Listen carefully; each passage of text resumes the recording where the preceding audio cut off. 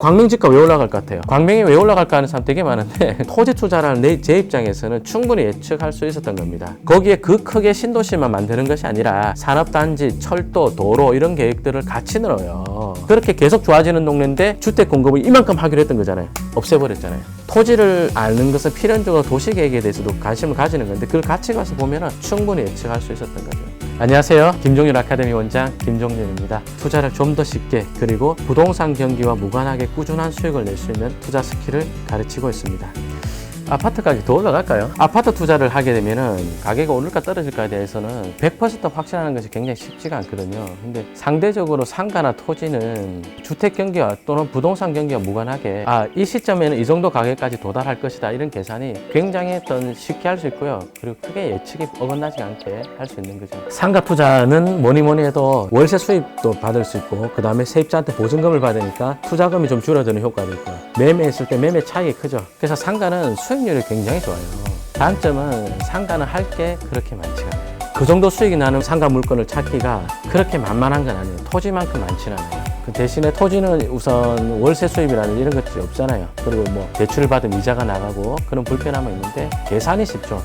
토지가 가격이 올라가는 것은 이를테면 개발 가능성이 커지거나 규제가 완화가 되거나 용도 지역이라든지 이런 것들이 상승하거나 종상향이 되거나 이런 것들이거든요. 그런 것들은 반드시 패턴이 있단 말이에요. 예를 들어서 전철이 개통 예정지인데 시골 동네란 말이에요. 그런 시골 동네인데 하수관을 막 매설을 하네? 그러더니 도로를 까네? 그런 동네는 어김없이 용도 지역을 올려주는 거거든요. 그럼 바꿔주고 나서 도로를 내진 않아요. 도로라든지 하수관이라든지 이런 걸 먼저 깔고 나서 한단 말이에요. 그죠? 그러면 이제 그런데 토지들은 장래에 이러이러한 변화가 있을 것이 예상되니까 지금 요 금액이지만 나중에 이 금액이 될 것이다. 예상하는 것이 별로 어렵지가 않죠. 약간 어려운 식으로 들어가자면 농업진흥구역에 북쪽에 신도시가 생기고 이쪽 신도시가 생긴다. 그러고 나면 그런데 농업진흥구역들이 해제가 된단 말이에요. 지금 제가 이거 가설을 하는 거 아니에요. 어느 특정 지역을 두고 하는 이야기입니다. 대로변에 있는 땅값 평당 100만 원도 안 했는데 농업진흥구역 해제되고 나니까 말하기 좀 그런데 많이 올랐어요. 많이. 토지 투자를 그런 패턴에서 찾아가면 지금 하는 이야기처럼 이런 것들이 불안감을 갖고 할 투자가 아니라는 거죠. 공부를 많이 하면 아까 조금 전처럼 적은 금액 할 수 있는 것도 있죠. 한 5천만 원 이하? 근데 제가 수업을 해보면 5천만 원 이하 갖고 계신 분들이 그 소액 투자를 해내냐 못 해내요.